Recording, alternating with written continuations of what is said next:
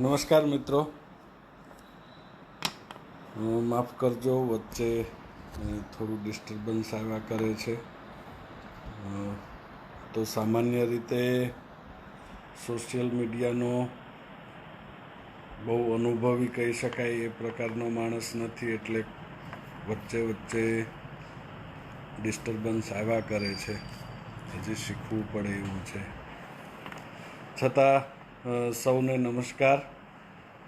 આપણી વાત શરૂ કરી હતી એમાં ફરી વખત કહું કે મૂળ હું શિક્ષણનો માણસ. સમાજે અને વિસ્તારે આ વિસ્તારનું પ્રતિનિધિત્વ કરવાની તક આપી એ બદલ સમાજનો ઋણી છું. સૌરાષ્ટ્ર વિસ્તારમાં સ્વર્ગસ્થ કરમશીભાઈ મકવાણા એટલે ખૂબ જ મોટું નામ કહી શકાય. એ પરિવારનું પ્રતિનિધિત્વ કરું છું. સુરેન્દ્રનગર જિલ્લાના વિસ્તારોમાં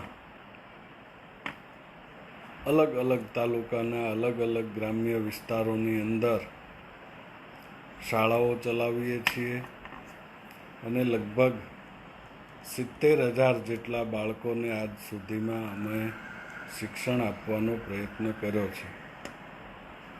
આનંદની વાત એ છે કે એમાંથી લગભગ 6,000 પૂર્વ વિદ્યાર્થીઓ જે સરકારના અલગ અલગ વિભાગોની અંદર નાની મોટી નોકરીઓ કરે છે. ભાઈ જગદીશભાઈએ ટેલિફોનિક સંપર્ક કર્યો અને એમણે મને વાત કરી કે સમાજના યુવાનો સાથે સંપર્ક કરવા માટેનું આ એક સુંદર પ્લેટફોર્મ છે. એ પ્લેટફોર્મની ઉપર આપણે સાથે મળી અને સમાજના યુવાનો જેઓ ખરેખર કશું કંઈક કરવા માગે છે એ લોકોની સાથે સંવાદ કરવા માટેનો એક પ્રયત્ન કરવો છે. મને પોતાને પણ ઘણા સમયથી ઈચ્છા હતી કે જે આપણી નવી પેઢી છે, યુવાનો છે, એમની સાથે આ પ્રકારે સંવાદ થવો જોઈએ. ખૂબ જ આનંદ વ્યક્ત કરું છું. તમે સૌ આ પ્લેટફોર્મ ઉપર એક્ટિવ છો એ જાણી અને ખૂબ જ આનંદ થયો. આ પ્રકારના પ્લેટફોર્મ ઉપર આપણી નવી પેઢીએ એક્ટિવ રહેવું પડશે. આપણા સમાજને યોગ્ય દિશા મળી રહે એના માટે યોગ્ય માર્ગદર્શન પણ આપણે સૌએ સાથે મળીને ચિંતન કરીને વિચારોની આપ-લે કરીને આગળ વધવું જોઈએ. આ પ્લેટફોર્મ ઉપર અલગ અલગ મહાનુભાવોના વક્તવ્યો કે વાત મેં સાંભળી છે. સમાજના અનેક નાના મોટા કાર્યક્રમોની અંદર જઈએ છીએ, વાતો સાંભળીએ છીએ. ખૂબ જ આનંદ થાય એ પ્રકારનો માહોલ છે. આમ છતાં મારે જે વિષય ઉપર વાત કરવી છે એ વિષય ખૂબ જ ગંભીર છે. ખૂબ જ ઓછા લોકો અને ઓછા યુવાનો આ દિશામાં વિચારી રહ્યા હોય એવું લાગે છે. મિત્રો, મૂળ વાત ઉપર આપણે આવીએ તો આપણા સમાજમાં હાલની પરિસ્થિતિ એ જોવા જઈએ તો સમગ્ર ગુજરાતની અંદર વિસ્તાર વાઇઝ નાના મોટા અનેક સંગઠનો સમાજ માટે કંઈક ને કંઈક કામગીરી કરી રહ્યા છે. ખૂબ જ સારી વાત છે. રાજકીય ક્ષેત્રે પણ અલગ અલગ પક્ષોની અંદર જોડાઈ અને અનેક આગેવાનો રાજકીય પ્રતિનિધિત્વ પણ કરી રહ્યા છે. એ પણ આનંદની વાત છે. સાથે સાથે તમારા જેવા નાની ઉંમરના યુવાનો પણ યથાશક્તિ પોતપોતાની રીતે સમાજ માટે કંઈક યોગદાન આપવાનો પ્રયત્ન કરી રહ્યા છે. ત્યારે મારે આપ સૌનું એ બાબત ઉપર ધ્યાન દોરવું છે કે આપણે સૌ આપણા વિસ્તાર મુજબ, આપણી ક્ષમતા મુજબ અને આપણી સમજણ મુજબ સમાજ માટે કંઈક ને કંઈક પ્રયત્ન કરી રહ્યા છીએ.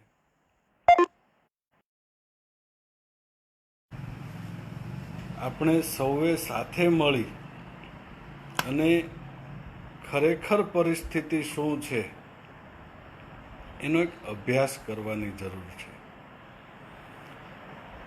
ઘણી વખત બહાર જઈએ, કાર્યક્રમોમાં જઈએ ત્યારે આપણા યુવાનો, આપણા સમાજના આગેવાનો વાત રજૂ કરતા હોય છે કે પહેલાંના સમય કરતાં અત્યારે આપણો સમાજ ખૂબ જ આગળ છે. અથવા ઘણી વખત એવા પ્રકારની વાત આવે છે કે અન્ય સમાજો જે છે એના પ્રમાણમાં આપણો સમાજ ખૂબ જ પાછળ છે. શિક્ષણની વાત આવે છે, સામાજિક વાત આવે છે, અન્ય સમાજો સાથેના સંઘર્ષોની વાત આવે છે, અનેક પ્રકારની વાતો આવે છે. અને તમામ પ્રકારની વાતોના અંતે સાર તો માત્ર એટલો જ આવે છે કે આપણા સમાજે એક થવું જોઈએ અને એક થઈ અને પર્ટિક્યુલર જે કોઈ વાત રજૂ કરતા હોય એને પ્રમોટ કરવા જોઈએ. ત્યારે માત્ર બહુ લાંબો સમય નથી લેવો, પરંતુ કેટલીક બાબતો એવી છે કે એનાથી આપણા સમાજને ખૂબ જ નુકસાન જઈ રહ્યું છે, પરંતુ એ બાબતો ઉપર ધ્યાન આપણે આપી રહ્યા નથી. ઉદાહરણ તરીકે હું તમને કહેવા માગીશ કે શું આપણી પાસે એવો કોઈ ડેટા ખરો કે આપણા સમાજના યુવાનો કુલ વસ્તીના પ્રમાણમાં કેટલા નોકરી કરે છે? નોકરી કરે છે તો એમાં વર્ગ 3 અને વર્ગ 4માં કેટલા છે, અને વર્ગ 1 અને વર્ગ 2માં કેટલા છે? ખૂબ જ દુઃખ સાથે કહેવું પડે કે વર્ગ 1 અને વર્ગ 2 એની અંદર આપણા યુવાનોની સંખ્યા નહિવત એટલે લગભગ નહીં બરાબર છે.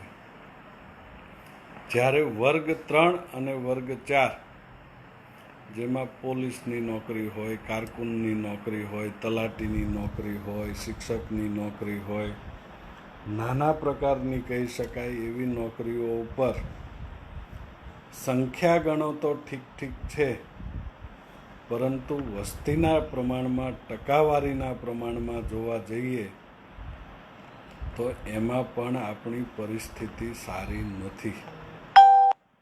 આવા સંજોગોમાં એ દિશામાં પણ આપણે સૌએ વિચારવું રહ્યું.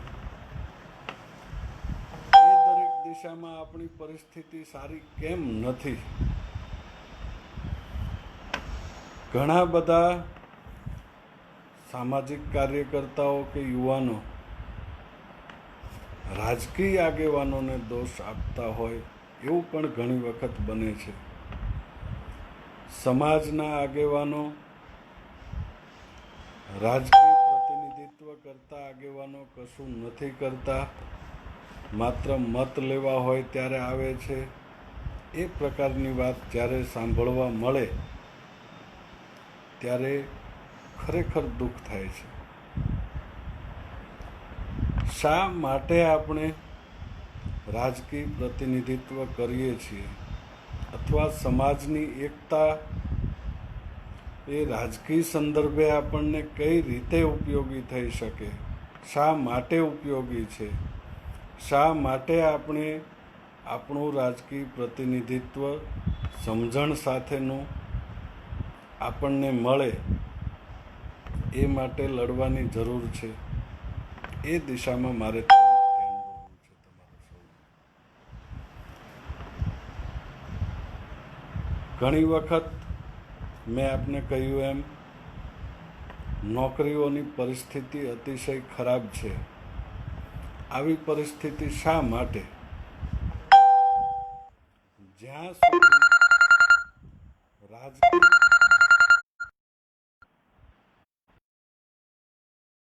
સાથે વહીવટી પ્રક્રિયાઓનું જાણકાર નહીં થાય ત્યાં સુધી આ પરિસ્થિતિ આપણી ટળી શકે એમ નથી.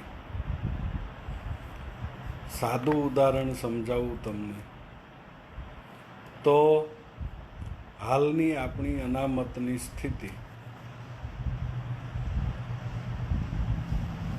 આપણી અનામતની સ્થિતિ આજે એ પરિસ્થિતિ એ છે કે વસ્તીના પ્રમાણમાં આપણે અનામત માગી તો ખરી, પરંતુ પાછલા 20-25 વર્ષની અંદર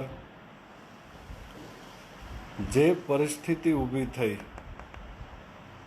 કે બક્ષી પંચમાં માત્ર આપણા 2-5-25 સમાજોને બાદ કરતા અન્ય કોઈ સમાજો નહોતા, એના પરિણામે હરીફાઈમાં આપણે ઊભા રહી શકતા હતા. પાછલા 20-25 વર્ષમાં પરિસ્થિતિ એવી થઈ કે બક્ષી પંચની અંદર જ 27% જે અનામત હતી એની અંદર અનેક સમાજોનો ઉમેરો કરી દેવામાં આવ્યો અને પરિણામ એ આવ્યું કે આજે ખરેખર અનામતનો લાભ આપણે લઈએ છીએ કે ઉચ્ચ વર્ગ લઈ રહ્યો છે એ સમજવું અઘરું છે. અનામતનો જે ખરેખર લાભ આપણને મળવો જોઈએ એ લાભ ક્યાંક ને ક્યાંક પાછલા બારણેથી આપણી પાસેથી ખેંચી લેવામાં આવ્યો છે. બીજું, આપણા વર્ગને વધુ નોકરીઓ ન મળે એટલા માટે 1/8/2018ના ઠરાવો, જે કેટલાક મનોવાદી માનસિકતા ધરાવતા લોકો ત્યાં બેઠા છે સરકારમાં, એ લોકોના કારણે પણ આપણા જેવા સમાજોએ સહન કરવાની પરિસ્થિતિ આવે છે. એવી જ રીતે સરકારની જે નીતિ વિષયક નિર્ણયો કરવાની પ્રક્રિયા છે એની અંદર કહી શકાય કોન્ટ્રાક્ટ આધારિત નોકરીઓ, કરાર બેઝવાળી નોકરીઓ, આઉટસોર્સિંગની નોકરીઓ, આ પ્રકારની નોકરીઓ છે એ ક્યાંક ને ક્યાંક પાછલા બારણેથી અનામત ખતમ કરી રહી છે. ગુજરાત રાજ્યની અંદર માત્ર આઉટસોર્સિંગની વાત કરીએ તો પણ લગભગ 9 લાખની આસપાસ કર્મચારીઓ એની અંદર નોકરી કરી રહ્યા છે સરકારના અલગ અલગ વિભાગોમાં.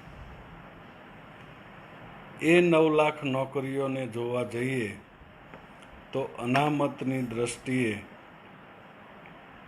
49% પછાત વર્ગોના ભાગે આવવી જોઈએ. એટલે લગભગ 4.5 લાખ નોકરીઓ પછાત વર્ગના લોકોના ભાગે આવવી જોઈએ. પરંતુ આઉટસોર્સિંગમાં અનામત નીતિનો કોઈ જગ્યાએ અમલ થતો નથી. પરિણામ એ આવે છે કે પછાત વર્ગના લોકોએ પોતાની નોકરીઓ ઉપરથી હાથ ધોવો પડે છે, અથવા તો જે સવર્ણો આ આઉટસોર્સિંગની એજન્સીઓ લઈને બેઠા છે એ એજન્સીઓના માલિકોના શોષણનો ભોગ બનવું પડે છે. એટલે એક પ્રકારે પાછલા બારણેથી અનામત ઉપર ઘા કરી અને આપણી એક આખી પેઢીને પછાત બનાવવા માટેનો પ્રયત્ન થઈ રહ્યો હોય એ પ્રકારની પરિસ્થિતિ છે. બીજી વાત કરવી હોય તો રાજકીય અભ્યાસ પણ તમે કરી શકો છો. માત્ર હું કહું છું એટલા માટે સાચું છે એવું નહીં. તમે પોતે પણ પાછલા 25 વર્ષના શાસનનો અભ્યાસ કરો. રાજકીય પ્રતિનિધિત્વમાં ગુજરાત સરકારના ટ્રેઝરી બેન્ચમાં આપણા કેટલા મંત્રીઓ આવ્યા? ટ્રેઝરી બેન્ચ એટલે રાજ્ય સરકારના મુખ્ય કહી શકાય એવા 1 થી 5 કે 1 થી 7 અગત્યના વિભાગો, એનો પોર્ટફોલિયો આપણા મંત્રીઓના હાથમાં કેટલો આવ્યો? સરખામણી કરવી હોય તો ભૂતકાળમાં જ્યારે આપણા સમાજની સ્થિતિ શું હતી, આજના સમયે આપણી સ્થિતિ શું છે. એક સમય એવો હતો કે લગભગ 4-4, 5-5 કેબિનેટ મંત્રીઓ આપણા સમાજમાંથી હતા. અગત્યના ખાતાઓ હતા. નાયબ મુખ્યમંત્રી પણ આપણા હતા. ક્યાંક ને ક્યાંક એ પરિસ્થિતિ આજે રહી નથી. એ પરિસ્થિતિ નહીં રહેવાનું કારણ શું? એનું માત્ર ને માત્ર કારણ જો કોઈ ગણવું હોય તો આપણો માત્ર ને માત્ર જાણકારીનો અભાવ. આપણે આપણા માટે સારું શું છે, સમાજ માટે સારું શું છે, એ સમજવાનો, તારણ કાઢવાનો અને એના ઉપર વિચાર કરવાનો આપણે પ્રયત્ન ખૂબ જ ઓછો કરીએ છીએ. ગત વિધાનસભાના સત્ર દરમિયાન વિધાનસભાની અંદર મેં આ બાબતે થોડીક રજૂઆત કરવાનો પ્રયત્ન કરેલો, જે બાબત આપ સૌની સમક્ષ પણ મૂકવાનો પ્રયત્ન કરું છું. મિત્રો, ખબર છે, આપણે એમ કહીએ છીએ કે આપણા સમાજમાં શિક્ષણનું પ્રમાણ આજે ખૂબ જ વધ્યું છે. આવું આપણે કહીએ છીએ, પરંતુ વાસ્તવિક પરિસ્થિતિ શું છે એ ક્યારેક વિચાર્યું છે? આધાર પુરાવા સાથે ક્યારેય આપણે એની ચર્ચાઓ કરીએ છીએ કે માત્ર આપણી આસપાસ જે 5-25 બાળકો ભણવામાં સફળ થયા હોય એના આધારે જ આપણે આખા ગુજરાતનું આકલન કરીએ છીએ? હું તમને માત્ર ગુજરાત સરકારે વિધાનસભામાં જે આંકડાઓ આપ્યા છે તમારી સમક્ષ મૂકું. લગભગ ગુજરાતની અંદર દર વર્ષે પહેલા ધોરણની અંદર 9 લાખથી 11 લાખની આસપાસ બાળકો પ્રવેશ લે છે. વસ્તીના પ્રમાણમાં જોઈએ તો એ 9 લાખ કે 11 લાખ બાળકોની અંદર આપણા સમાજના બાળકો કેટલા હોવા જોઈએ? 3.5 લાખથી 4 લાખ. સરકાર એક બાજુ એમ કહે છે કે અમારો ડ્રોપ આઉટ રેશિયો 1% છે, 2% છે, અમે બહુ શિક્ષણનો પ્રચાર કરી દીધો, ગામડે ગામડે શિક્ષણ પહોંચાડી દીધું. પરંતુ વાસ્તવિકતા એ છે કે એ 9 લાખ કે 11 લાખ બાળકોમાંથી 10મા ધોરણમાં કુલ બાળકો કેટલા પહોંચે છે? ખૂબ જ ઓછા પહોંચે છે. 12મા ધોરણમાં એ બાળકો કેટલા પહોંચે છે? 12મા ધોરણનું પરિણામ કેટલું આવે છે? 12મું ધોરણ ક્રોસ કરીને જતા હોય એવા બાળકોની સંખ્યા માત્ર 2 થી 2.5 લાખ છે. એનો સ્પષ્ટ અર્થ થાય કે સમગ્ર ગુજરાતના 20% બાળકો પણ 12મા ધોરણના અભ્યાસ સુધી પહોંચી શકતા નથી. જો સમગ્ર ગુજરાતની પરિસ્થિતિ આવી હોય તો એની અંદરથી બક્ષીપંચના બાળકો કેટલા? બક્ષીપંચના બાળકો જે હોય એમાંથી આપણા સમાજના બાળકો કેટલા? આપણા સમાજના જે બાળકો હોય એ બાળકોમાંથી દીકરીઓ કેટલી? ખૂબ જ દુઃખ સાથે કહેવું પડે કે આજની તારીખે પણ આપણા સમાજના બાળકોમાં શિક્ષણનું પ્રમાણ 10% કરતાં ઓછું છે. આપણે હંમેશા સામાજિક કાર્યક્રમોમાં, સામાજિક વાતોમાં શિક્ષણની જ વાતો કરીએ છીએ. મકવાણા પરિવાર આ વિસ્તારમાં આટલા સમયથી શિક્ષણ ક્ષેત્રે કાર્યરત છે. આમ છતાં આપણે એ પ્રમાણ 10%થી વધારે કરી શક્યા નથી. તો આવા સંજોગોમાં આ પ્લેટફોર્મના માધ્યમથી હું સૌ યુવાનોને અને ખાસ કરીને ગુજરાતની અંદર જે અલગ અલગ પ્રકારના નાના મોટા ગ્રુપ અને સંગઠનો ચાલી રહ્યા છે એ તમામ સંગઠનોને વિનંતી અને આહવાન કરું છું કે સૌથી પહેલી જો કોઈ જરૂરિયાત હોય તો એ આ બધા ડેટાનો અભ્યાસ કરો અને એ ડેટા ઉપરથી આપણે કેવા પ્રકારની અને કઈ પ્રવૃત્તિઓ કરવી એ દિશામાં વિચાર કરો. ઘણી બધી વખત હું સોશિયલ મીડિયામાં ક્યારેક જોતો હોઉં છું તો આપણા યુવાનો એકબીજા સંગઠનો પ્રત્યે વિરોધ કરવાની વાત કરતા હોય, રાજકીય આગેવાનોનો વિરોધ કરવાની વાત કરતા હોય, બીજા કશું કરતા નથી એ પ્રકારની વાત કરતા હોય, અથવા મોટા ભાગે સમાજની એકતા અન્ય સમાજો સાથે સંઘર્ષ કરવા માટે જ હોય એ પ્રકારનો માહોલ ઘણી વખત જોવા મળે છે. ક્યારેય આપણે એવું વિચાર્યું છે કે અન્ય સમાજો સાથે સંઘર્ષ અથવા જે અન્ય સમાજો સાથે આપણે સંઘર્ષ ચાલી રહ્યો છે એ કોની સાથે ચાલી રહ્યો છે અને શા માટે ચાલી રહ્યો છે? એવું કેમ બને કે આપણો સંઘર્ષ બીજા પછાત જ્ઞાતિઓ સાથે જ થાય?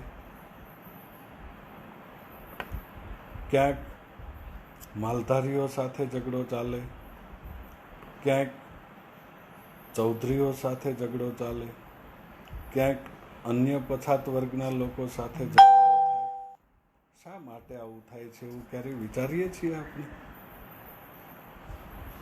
કોઈક લોકો એવું ઈચ્છે છે કે આપણે ક્યારેય આપણી આ આંતરિક સંઘર્ષોના પહેલામાંથી બહાર જ ના નીકળીએ.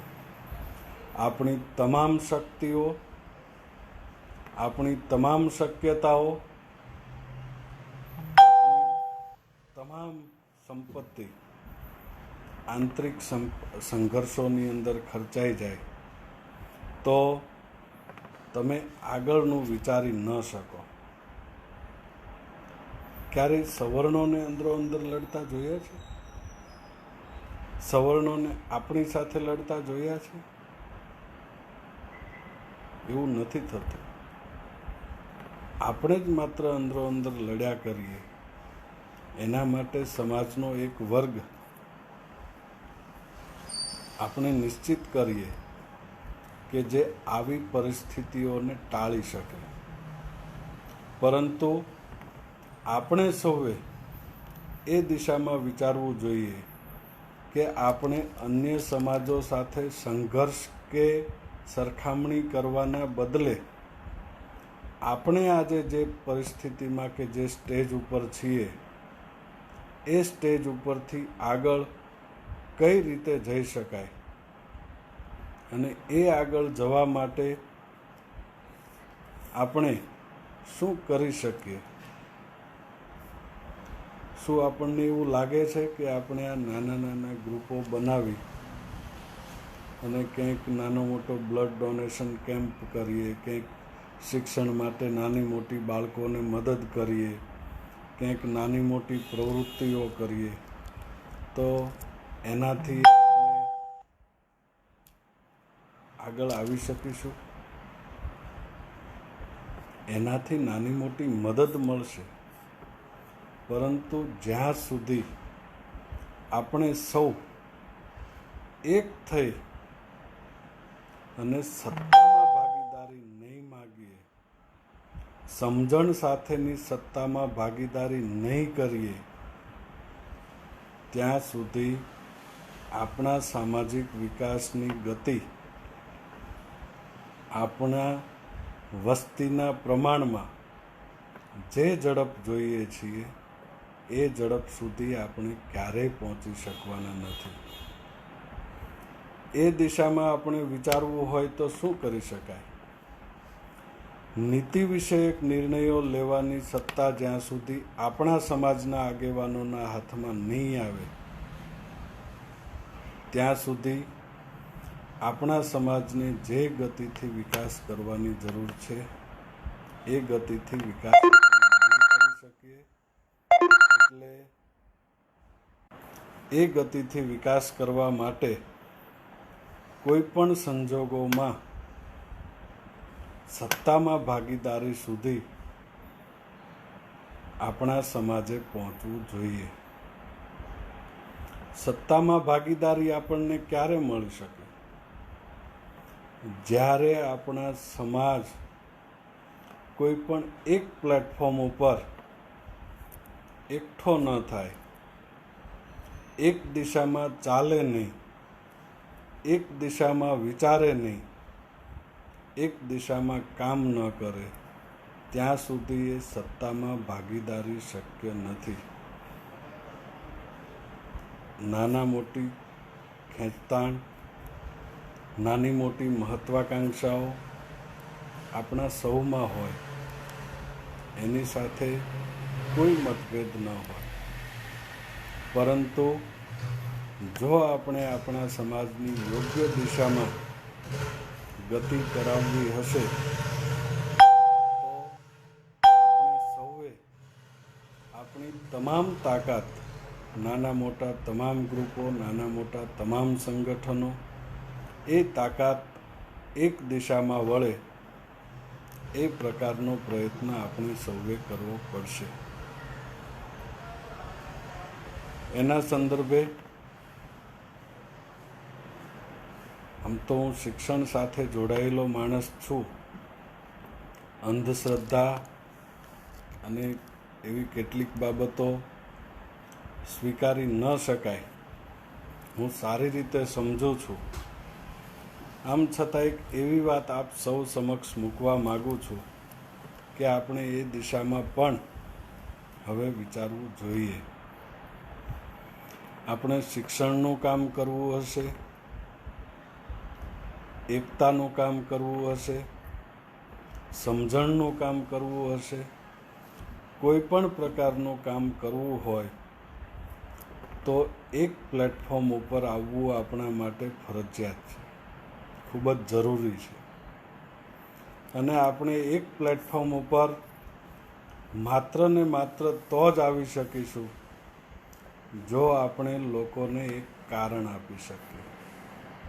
સમગ્ર સમાજને એક પ્લેટફોર્મ ઉપર આવવા માટેનું કોઈ ચોક્કસ કારણ આપવું પડશે. રાજકીય પક્ષો તરીકે એ કારણ આપણે આપવાનો પ્રયત્ન કરીશું તો સફળ નહીં થઈએ. સમાજની અંદર કેટલોક વર્ગ એવો હોય કે જે ભારતીય જનતા પાર્ટી સાથે જોડાયેલો હોય, કેટલોક વર્ગ એવો હોય કે જે કોંગ્રેસ પક્ષ સાથે જોડાયેલો હોય, કેટલોક વર્ગ એવો હોય કે આ બે સિવાયના કોઈ પણ રાજકીય વિચારધારા સાથે પણ જોડાયેલો હોય, એવી શક્યતાઓ છે. શિક્ષણ સાથે જોડવાની વાત કરીશું. દરેક વિસ્તારની અને દરેક વિભાગની જરૂરિયાતો અલગ અલગ હશે. એક વિસ્તારમાં શિક્ષણ માટે થઈ અને સમગ્ર ગુજરાતના સમાજના આગેવાનોને ભેગા કરી શકાય એવી શક્યતાઓ પણ ખૂબ જ ઓછી છે. ભૂતકાળમાં અનેક આગેવાનોએ આ પ્રકારના પ્રયત્નો કર્યા છે, પરંતુ એમાં જોઈએ એવી સફળતા મળી નથી. આથી એક નવો વિકલ્પ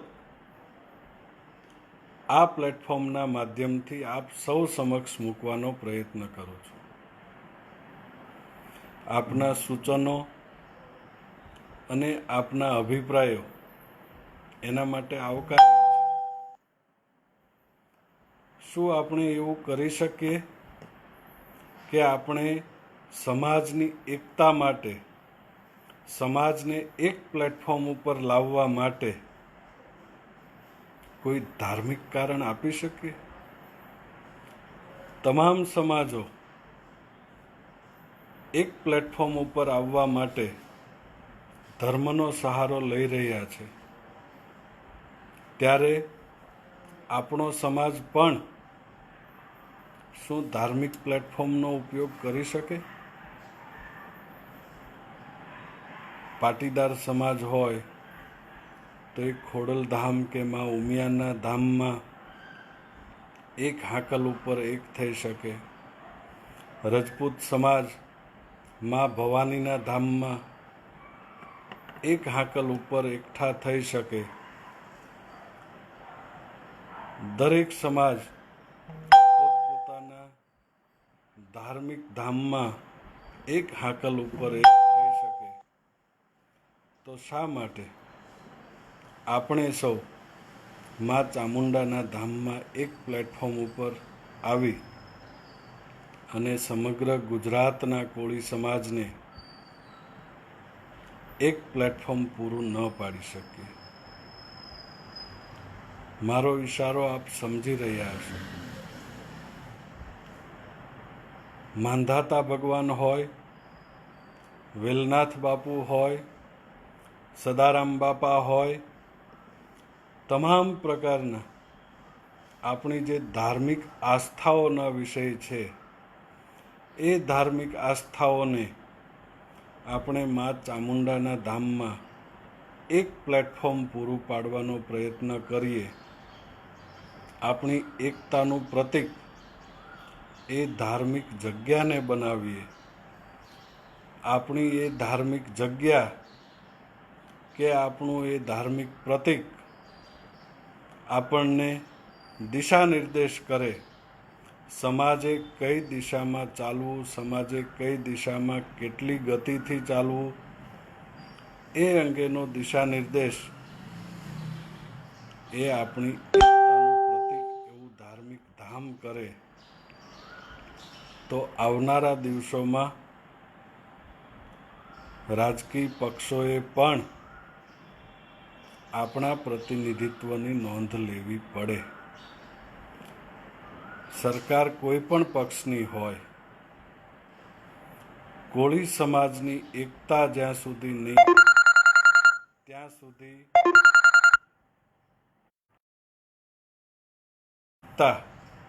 એક પ્લેટફોર્મ ઉપર જ્યાં સુધી નહીં હોય, ત્યાં સુધી આપણે જે ઈચ્છીએ છીએ એ સત્તાની ભાગીદારી આપણે પ્રાપ્ત નહીં કરી શકીએ. હું ઈચ્છું છું કે આ એક મેં માત્ર મારો વિચાર રજૂ કર્યો છે. જો ખરેખર તો આપ સૌ એ દિશામાં થોડું વિચારો અને એ દિશાનું કઈ રીતે આપણે એને અમલમાં મૂકી શકીએ, કઈ રીતે આપણે એને સાર્થક કરી શકીએ, એ વિષયના સૂચનો, એ વિષયના અભિપ્રાયો, એ બધું થોડું થોડું આપણે સૌ એકઠા મળીને કરીએ તો આવનારા દિવસોમાં આપણને ખૂબ જ ઉપયોગી થઈ શકે એવું છે. જ્યાં સુધી આપણે યોગ્ય દિશામાં આપણી ગતિ નહીં કરીએ ત્યાં સુધી જે ઝડપથી દુનિયા આગળ વધી રહી છે, જે દિશામાં દુનિયા આગળ વધી રહી છે, એ દિશામાં આપણે પહોંચી શકીશું નહીં. મારો બિલકુલ એવું કહેવાનો આશય નથી કે અત્યારે જે સંગઠનો કામ કરી રહ્યા છે એ યોગ્ય નથી, અન્ય રાજકીય પક્ષો સાથે જોડાયેલા આગેવાનો છે એમની કામગીરી યોગ્ય નથી. પોતપોતાની જગ્યાએ દરેક પોતપોતાની સમજણ અને પોતપોતાની પરિસ્થિતિ પ્રમાણે સાચા હશે. પરંતુ મારું કહેવાની વાત માત્ર એટલી છે કે આપણા એ પ્રયત્નો ક્યાંક ને ક્યાંક અધૂરા છે. આપણે સાચી દિશામાં પ્રયત્ન કરવો હોય તો દરેકના પ્રયત્નોને એક દિશામાં વાળીશું, એક પ્લેટફોર્મ ઉપર વાળીશું, એક સાથે મહેનત કરીશું તો ચોક્કસપણે આપણે પરિણામ સુધી પહોંચી શકીશું. બસ માત્ર આટલી જ મારી વાત સૌ સુધી પહોંચાડવા માટે આપનું આ પ્લેટફોર્મ મળ્યું એનો ખૂબ જ આનંદ છે. હું એવું ઈચ્છું છું કે થોડો ઘણો અભ્યાસ કાળ અને અત્યારનો પણ કરો કે પહેલાં આપણા સમાજની સ્થિતિ શું હતી અને આજે આપણા સમાજની સ્થિતિ શું છે. રાજકીય રીતે પહેલાં કેટલી પ્રતિનિધિત્વ મળતું, પહેલાંની પરિસ્થિતિ શું હતી, આજે આપણી પરિસ્થિતિ શું છે. સરકારી બજેટની પહેલાં પરિસ્થિતિ શું હતી, આજે આપણી પરિસ્થિતિ શું છે. બોર્ડ અને નિગમોમાં પહેલાં પરિસ્થિતિ શું હતી, આજે આપણી પરિસ્થિતિ શું છે. માત્ર સંખ્યાના પ્રમાણમાં નહીં પણ ઓવરઓલ ટકાવારી સાથે પણ આપણે એને કમ્પેરિઝન કરીએ. કારણ કે કેટલાક હોશિયાર માણસો હશે એ તમને એવું પણ સમજાવવા પ્રયત્ન કરશે કે ભાઈ 25 વર્ષ પહેલાં બજેટ 2 કરોડ મળતું, આજે 50 કરોડ મળે છે. તો 25 વર્ષ પહેલાંની નાણાકીય સ્થિતિ, આજની નાણાકીય સ્થિતિ, 25 વર્ષ પહેલાંનું કુલ બજેટ, આજનું કુલ બજેટ, 25 વર્ષ પહેલાંની ટકાવારી નાણાકીય ફાળવણીમાં, આજની ટકાવારી, એ બધામાં કેટલો ફેર છે એનું વિશ્લેષણ કરી અને પછી આપણે એની ચર્ચાઓ અને જાણકારી મેળવીએ તો આવનારા દિવસોમાં આપણને ખૂબ જ ઉપયોગી થશે. મારી વાત જો આપને યોગ્ય લાગી હોય તો હું ઈચ્છું છું કે ઋત્વિક મકવાણા તરીકે નહીં પરંતુ વિચાર યોગ્ય છે કે કેમ, તો માત્ર ને માત્ર મારો વિચાર એ સમાજમાં સ્પ્રેડ થાય. વ્યક્તિગત રીતે જશ કોને મળે છે બિલકુલ અગત્યનું નથી. આ વાત ક્યાંથી ઉદ્ભવી એની ચર્ચામાં પણ આપણે ન પડવું હોય તો પણ મને કશો વાંધો નથી.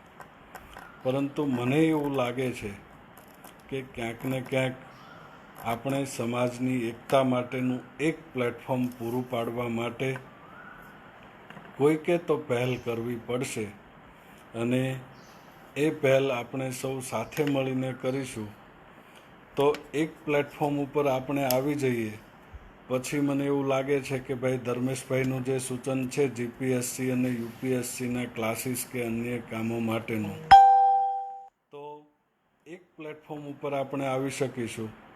તો એક પ્લેટફોર્મ આવ્યા પછી આપણે એ બધી જ પ્રવૃત્તિઓ જે આપણે કરવા માગીએ છીએ એ તમામ પ્રકારના કામગીરી છે એ આપણે સૌ સાથે મળીને કરી શકીશું. ફરી વખત આપ સૌનો ખૂબ ખૂબ આભાર. મને આજે આ પ્રકારે આપ સૌ સાથે જોડાવવાની તક આપી. મને ખૂબ જ ગમ્યું. નવી પેઢી પણ આ દિશામાં વિચારી રહી છે. નવી પેઢી પણ સમાજ માટે ચિંતિત છે, એક્ટિવ છે અને આવનારા દિવસોમાં જે ગતિથી સમાજ આગળ વધી રહ્યો છે એની અંદર થોડીક ગતિ આપણા તરફથી પણ આપણે એને પુશઅપ કરી શકીએ એ પ્રકારનો સૌ સાથે મળીને સહિયારો પ્રયાસ કરીશું. ખૂબ ખૂબ આભાર. ધન્યવાદ.